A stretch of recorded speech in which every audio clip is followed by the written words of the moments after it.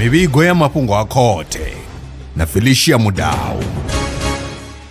Dikoribo a tshikadiba madiko na vhuḓi ka Belren News u tevhela nyuso kulikotsa reports na mpho Felicia Mudau.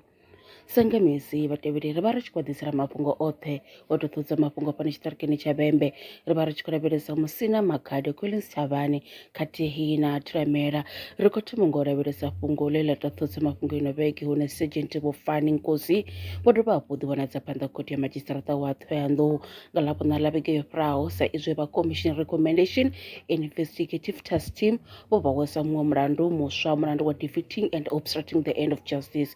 Mulandu uyu hu khou follow pfi ndi wa murahuni nga ḽa 10 ḽa ṅwedzi wa Lara 2022 zwi kwamanaho na muhumbulelwa we a vha o farelwa wanala a na mbanzhe khathihi na zwikili zwi siho mulayoni tshi katelwa na zwithutubisi vha investigation team vho dovha hafhu vula iṅwe thikhethi ya defeating the obstructing of the course of justice.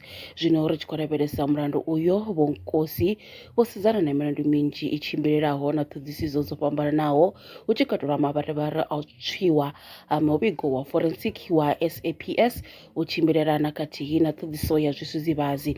Vho dovha hafhu vha sedzana na muṅwe mulandu wa vhufofu khathihi na vhufhura khathihi na mavharivhari a uri vho ḓidzhenisa kha vhuṱanzi ha mapholisa hune zwo vha zwi songo tea kusedzwa zwidzidzivhadzi. Zwo ralo mulandu uyo ndi une u vukisela phanḓa uya kha ḽa vho 22 Fulwana 2026. Muhumbulo muhulwane u vukisela uyo mulandu hu itela uri application yo itiwa nga vhatshutshisi uri mulandu uyo yoṱhe ya Vho Fani Nkosi i ṱanganyisiwe nahone i khou dovha hafhu ya yo sengolwa fhethu huthihi hune ya madzhisiṱiraṱa wa Pretoria North hune muhumbulelwa zwa zwino vha kha ḓi vha nga ngomu tshiṱokisini hune nga 22 vha ḓovha vha tshi khou thoma u ita na khumbelo ya baiḽi.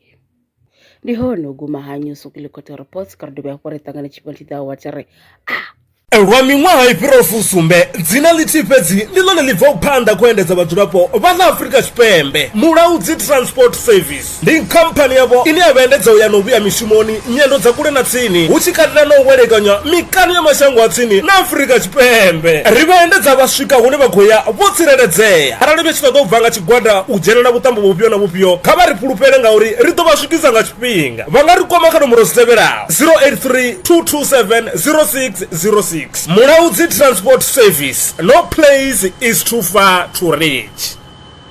Zwino ri tshi khou amba vha nga vha sa ḓivhi uri masheleni a u tandulula thaidzo ine vha vha nayo vha ṱo a wana gai vha songo tsha ṱwa vha tshi renga nga ṱhoho lini. Belren Brands i hanefha tsini na vhone ri ḓo vha thusa u bva kha 500 u swika kha 4000 randa. Riṋe ri khou ṱoḓa tshiḽipi tsha muholo, khophi ya basa, 3 months bank statement na proof of residence. U bva afho tshelede i khou ṋamba ya dzheniswa nga murahu ha zwiminetse nyana. Kha vha rumele WhatsApp zwino 072 019 5843. Belren Brands ndi vha hadzimiswa masheleni vho ḓiṅwaliselaho. Are you a survivalist entrepreneur in the Vemba district? Belren Brands is here to back your hustle.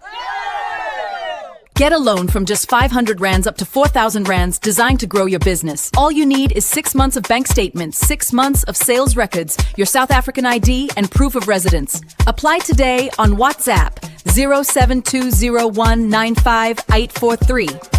Belren Brands, empowering entrepreneurs, building communities. Terms and conditions apply.